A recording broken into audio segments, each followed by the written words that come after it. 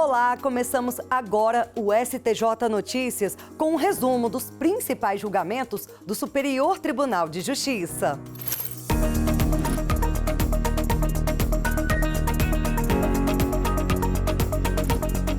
No programa desta semana, você vai ver: agência de turismo responde por falha de informação que fez turistas perderem viagem de navio. Remuneração de trabalhadoras gestantes afastadas na pandemia não configura salário maternidade. E, além disso, falta audiência na fase conciliatória da repactuação de dívidas sujeita credor a penalidades. O STJ Notícias está no ar.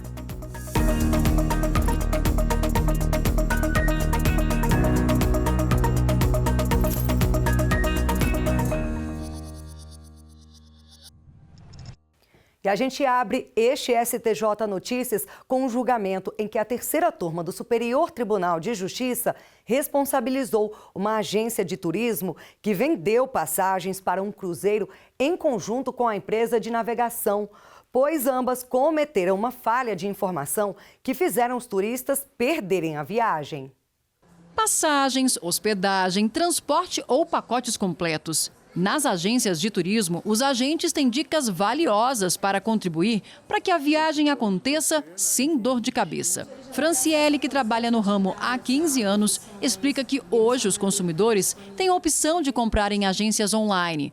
Mas é importante ficar atento, porque o suporte não é o mesmo. A maior reclamação que a gente tem dos clientes que vieram de agências online é exatamente nesses momentos, né? Tive um problema, estava no sufoco e não tive para quem ligar. Liguei e não me atendeu. A gente faz sempre um checklist, né?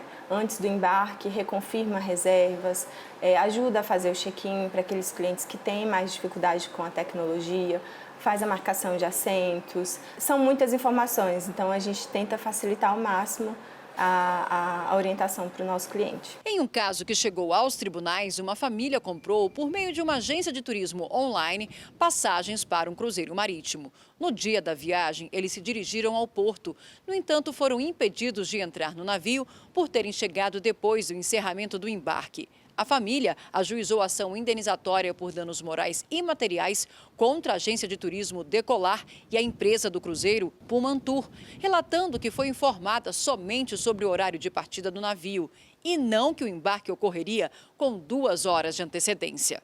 O Tribunal de Justiça do Paraná condenou solidariamente as duas empresas. No recurso especial ao STJ, a Decolar sustentou que a solidariedade prevista no Código de Defesa do Consumidor não se aplicaria a ela, por ser apenas vendedora das passagens. A relatora, ministra Nancy Andrighi, afirmou que o dever de informar era inerente à agência e que houve relação direta de causa e efeito entre o dano sofrido pelos consumidores e o defeito no serviço causado pela falta de informação. Desta forma, para os ministros da terceira turma, ainda que o papel das agências de turismo se limite à venda de passagens, elas não estão isentas do dever de informar adequadamente aos consumidores sobre como utilizar os serviços que elas ofertam. Em um caso que chegou na terceira turma do STJ, os ministros decidiram que cabe punição para o credor que falta na audiência da fase conciliatória. Proteger quem de boa fé não consegue pagar as dívidas sem comprometer o mínimo essencial para uma vida digna. Se enquadram na lei débitos de conta de luz, água, internet, boletos, parcelamentos, cartão de crédito, consignados e outros tipos de empréstimos. Da mesma forma, não se encaixa quem contraiu dívida com artigos de luxo. Quando alguém chega nesse nível de problema financeiro, a lei do superendividamento prevê a possibilidade de repactuação da dívida. Esse processo pode ser dividido na fase contenciosa ou processual e na consensual, quando o devedor pode negociar, apresentando proposta de plano de pagamento de forma que não comprometa o mínimo existencial. O advogado Emílison Alencar explica quais são os requisitos para a renegociação ser feita. O primeiro passo é comprovar a boa-fé, comprovar que está superendividada, comprovar que de fato não consegue pagar suas despesas essenciais, mensais ali, sem comprometer a sua subsistência. Essa fase inicial, por ser apenas uma proposta de plano de pagamento, é um pouco livre para o consumidor. Ele tem que pagar essa dívida necessariamente no prazo máximo de 60 meses. E essa proposta que ele apresentar não pode também comprometer a sua subsistência. Não tendo acordo com seus credores nessa audiência de conciliação, aí sim iniciar a fase contenciosa, que é o processo judicial. A lei do superendividamento prevê que, em caso de ausência do credor na audiência de conciliação, o pagamento da dívida poderá ser suspenso e os juros podem parar de contar. A legislação ainda determina que, em caso de o plano de pagamento ser aprovado, o credor ausente irá para o final da fila de pagamentos. Foi justamente contra essas sanções que um banco recorreu ao Superior Tribunal de Justiça. Na origem, o tribunal manteve as penalidades impostas depois que a instituição financeira faltou sem justificativa à audiência de conciliação da fase consensual do processo de repactuação da dívida. No recurso ao STJ, a instituição financeira sustentou que as sanções pelo não comparecimento à audiência de conciliação não poderiam ser aplicadas na fase pré-processual. Mas a terceira turma do STJ decidiu que as sanções incidem após falta na fase de conciliação. O ministro relator Ricardo Vilas Boas Cueva afirmou que a legislação prevê expressamente sanções para a fase conciliatória, como é o caso dos autos. Ele reforçou que ninguém é obrigado a conciliar, mas a imposição legal de comparecimento à audiência é benéfica e decorre do princípio da boa-fé objetiva. O ministro também enfatizou que as instituições financeiras têm responsabilidade pelo superendividamento, especialmente quando há violação dos deveres de transparência e informação adequada aos consumidores. Para a terceira turma, dinheiro de investidor não pertence à corretora e, com isso, pode ser restituído na falência. CDB, LCI, Tesouro Direto. Não faltam opções para quem quer investir e fazer render o dinheiro. E as corretoras oferecem possibilidades para os investidores mais ousados e os mais conservadores, que não querem arriscar tanto. Em um caso que chegou aos tribunais, um investidor ajuizou a ação para receber de volta o dinheiro que havia sido depositado para compra de títulos e valores mobiliários. Isso porque a corretora faliu. Segundo o autor, quando a liquidação judicial da corretora foi decretada, ela estava de posse do dinheiro dele. O juízo de primeira instância negou o pedido, por entender que o autor assumiu os riscos ao deixar o dinheiro na conta da corretora. Mas o Tribunal de Justiça de São Paulo determinou a restituição dos valores custodiados pela corretora. No recurso ao STJ, a massa falida sustentou que os casos de restituição de valores na falência são taxativos, razão pela qual não deveria ser obrigada a restituir os valores em questão. O relator, ministro Ricardo Vilas Boas Cueva, disse que a intermediação feita pelas corretoras no mercado de capitais é diferente da realizada pelos bancos comerciais no mercado financeiro, em sentido estrito. Enquanto os valores depositados integram o patrimônio dos bancos, o dinheiro custodiado pelas corretoras não faz parte do seu patrimônio. Dessa forma, os ministros concluíram que é possível a restituição em dinheiro de valores de titularidade dos investidores que estavam depositados na conta de corretora falida, porque os valores não chegaram a ingressar no patrimônio da corretora e, por isso, podem ser objeto de pedido de restituição. E o Superior Tribunal de Justiça definiu que novas regras da Lei de Improbidade Administrativa devem ser aplicadas também aos processos em andamento. Com isso, medidas de indisponibilidade de bens podem ser revistas. A primeira sessão do STJ, sob o rito dos recursos repetitivos, tema 1257, fixou a tese de que as disposições da Lei 14.230 de 2021 são aplicáveis aos processos em curso para regular o procedimento da tutela provisória de indisponibilidade de bens, de modo que as medidas já deferidas poderão ser reapreciadas para fins de adequação à atual redação dada à Lei 8.429 de 1992. Com a definição, diversos recursos que estavam suspensos aguardando esse julgamento, agora podem voltar a tramitar normalmente. O relator do caso, o ministro Afrânio Vilela, destacou que a nova lei de improbidade administrativa não estabeleceu regras de transição, o que gerou dúvidas sobre a aplicação dela a processos antigos. A decisão do STJ deixa claro que as novas exigências também se aplicam a essas situações, garantindo uniformidade no entendimento judicial. Outro ponto destacado pelo ministro é que a tutela provisória de indisponibilidade de bens, por ser passível de revogação ou modificação a qualquer momento, está sujeita à aplicação da nova lei de improbidade administrativa. Assim, segundo ele, a norma alcança tanto os pedidos de revisão de medidas já concedidas, quanto os recursos ainda pendentes de julgamento. Remuneração de trabalhadoras gestantes afastadas na pandemia não configura salário maternidade. O entendimento é da primeira sessão do STJ. Durante a pandemia da Covid-19, uma lei mandou que as trabalhadoras gestantes fossem afastadas do trabalho presencial sem prejuízo da remuneração, por conta dos riscos à gravidez. Muitos empregadores pediram à Justiça que esses valores fossem considerados salário maternidade, para compensar parte dos encargos que eles têm de pagar sobre a folha de salários. Contudo, o STJ entendeu que a lei apenas modificou a forma de execução do contrato de trabalho durante a pandemia e que os pagamentos devem ser considerados remuneração regular sem direito à compensação. O relator, ministro Gurgel de Faria, lembrou que a Lei 14.151 de 2021, criada durante a pandemia, permitiu que as gestantes ficassem afastadas do trabalho presencial para proteger a saúde, mas assegurou que a remuneração fosse mantida.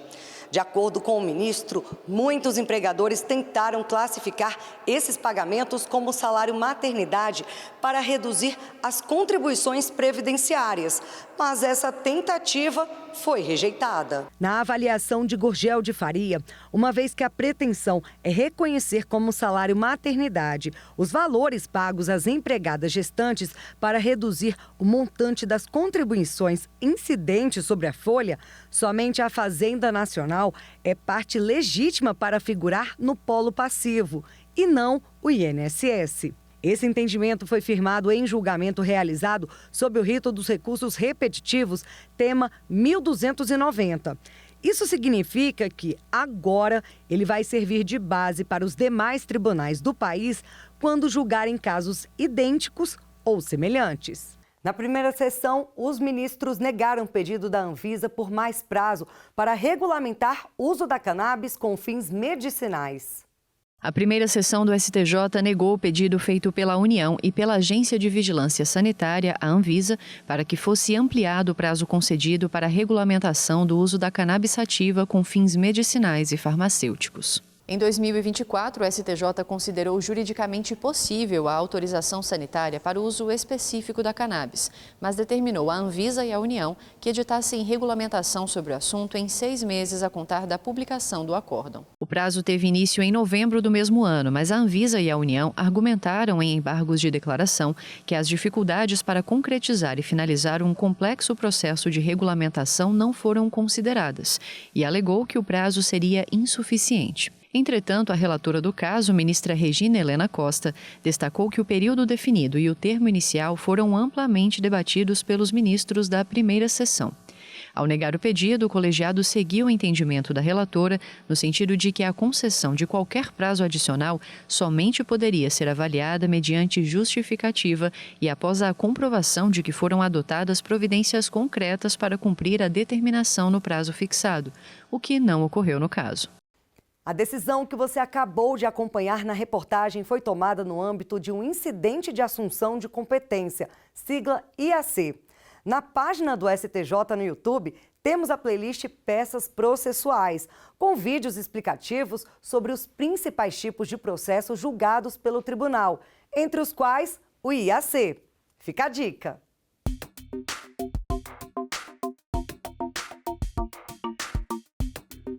A uniformização da jurisprudência é fundamental para evitar que o mesmo tribunal profira decisões contraditórias sobre a mesma matéria. Para o julgamento de uma questão de direito relevante, entra em cena o artigo 947 do Código de Processo Civil. É o incidente de assunção de competência. O IAC consiste basicamente em um instrumento processual que permite que uma causa seja julgada por um órgão colegiado superior, em vez de ser apreciado pelo órgão originalmente competente.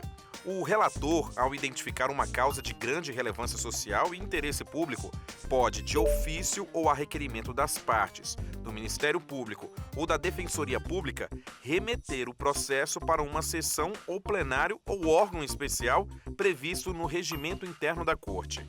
A finalidade do IAC é a estabilização, preventiva ou não, da jurisprudência e a formação de precedente de observância obrigatória a todos os juízes e órgãos fracionários do tribunal, sendo possível ajuizamento de reclamação em caso de desobediência da decisão em IAC. O incidente de assunção de competência, ele não pressupõe a existência de casos repetitivos. Ou seja, pode ser uma questão de direito única e instaura-se o incidente para que a solução dela seja um precedente obrigatório. E aqui o ponto é a relevância. É uma forma de você gerar precedente obrigatório a partir da relevância social, política, econômica, jurídica da questão.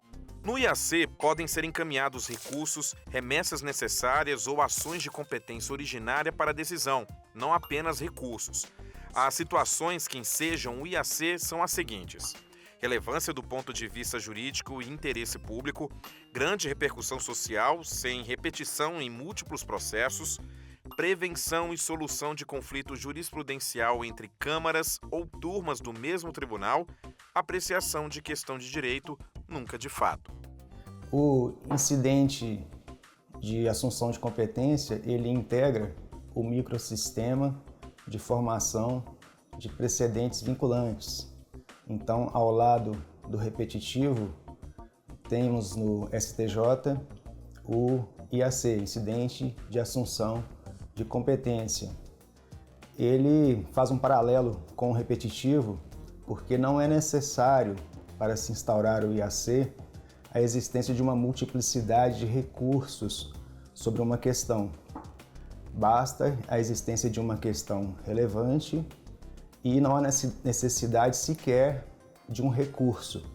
O IAC pode ser instaurado, inclusive, em processos de competência originária. Como ele integra o sistema de precedentes vinculantes, entende-se que se aplica ao IAC o mesmo rito dos repetitivos, com intervenção do Ministério Público, manifestação dos amigos da Corte e, eventualmente, audiências públicas. E na primeira edição inédita de 2025, o programa Entender Direito discute com especialistas sobre a cooperação judiciária nacional. Confere aí! Olá, e aí, tudo bem com você? Eu sou Fátima Uchoa e nesta semana a gente vai entender direito sobre cooperação judiciária nacional, instituto previsto no Código de Processo Civil de 2015. Minhas duas convidadas vão detalhar, por exemplo, o papel das partes no âmbito da cooperação e as implicações dos atos concertados para a maior eficiência da prestação jurisdicional. O Entender Direito está disponível nas principais plataformas de áudio e vídeo como Spotify e YouTube e na programação da TV e da Rádio Justiça. A gente se encontra. Curatela, tomada de decisão apoiada. Qual é a diferença entre esses dois institutos jurídicos criados para ajudar pessoas que passam por circunstâncias excepcionais a tomar decisões na vida cotidiana? A repórter Samanta Peçanha preparou uma reportagem especial explicando como funciona cada um deles. O casamento em 2016. Aqui, quando compramos a nossa casa. E claro, nesse tempo, eu e meu marido passamos por algumas coisas complicadas também, como 2 cirurgias. Estou dando exemplos pessoais, mas essas são decisões que a maioria das pessoas toma ao longo da vida. A gente pensa, pesa prós e contras antes de dar um passo tão importante. Porém, por diversos motivos, tem gente que não pode tomar decisões sozinha. E é aí que, juridicamente, entram 2 institutos. a curatela e a tomada de decisão apoiada. Eles visam dar às pessoas, temporariamente ou de forma definitiva, o suporte necessário para a tomada de decisões no dia a dia. O Breno Augusto precisou recorrer à curatela em 2009 para apoiar a mãe. A gente descobriu que a minha mãe era portadora de esquizofrenia e eu tive que assumir, a curatela da minha mãe por conta desse problema. No processo de curatela, o juiz avalia se uma pessoa maior de idade é capaz de manifestar e responder pelos atos da vida civil ou se vai precisar de apoio. A curatela pode ser solicitada por pais, tutores, cônjuge, parentes, Ministério Público ou pelo próprio interessado. Já na tomada de decisão apoiada, o cenário é diferente. A pessoa tem alguma limitação, para praticar alguns atos da vida civil. Ela mesma toma a iniciativa de ingressar no judiciário, nomear no mínimo duas pessoas ali que vão auxiliá-la e ela vai limitar no que ela quer ser ali auxiliada, o tempo que ela vai ter essa ajuda para a tomada de decisão. O Breno ficou 6 anos como curador da mãe.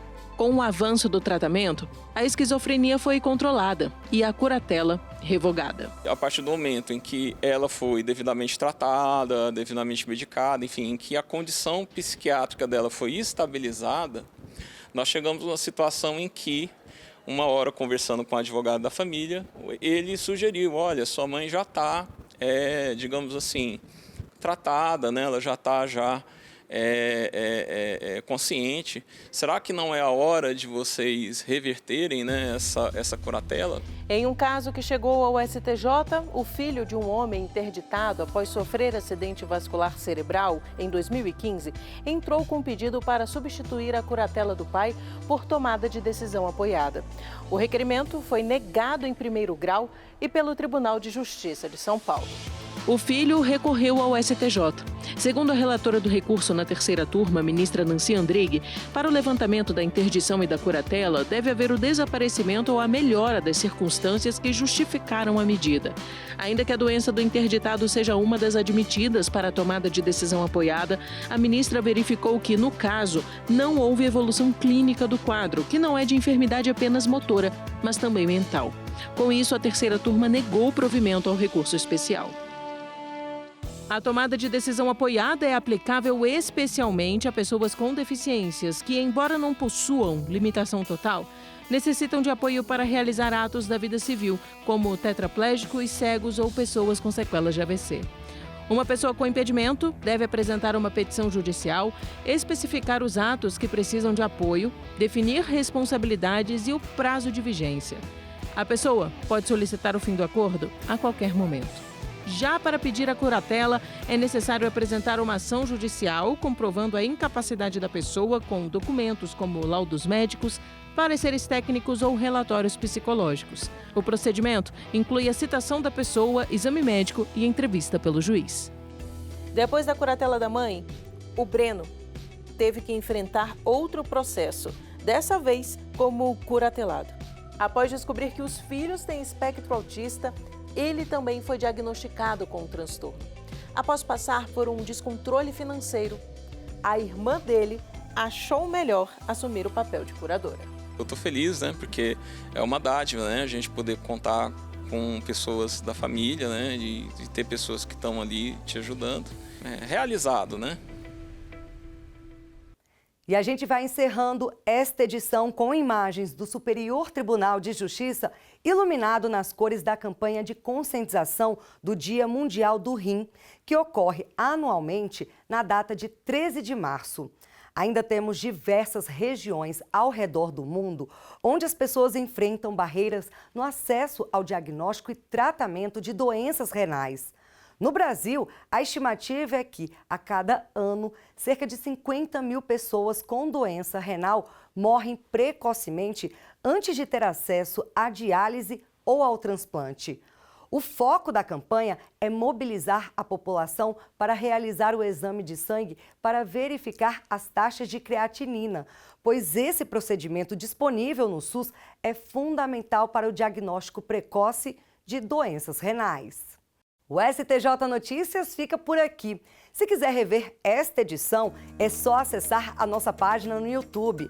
Lá você encontra ainda outros programas, reportagens especiais e as sessões de julgamento. Também é possível acompanhar informações do tribunal no site oficial, nas redes sociais e nas principais plataformas de áudio do STJ. Te agradeço pela companhia. Até semana que vem. Tchau, tchau!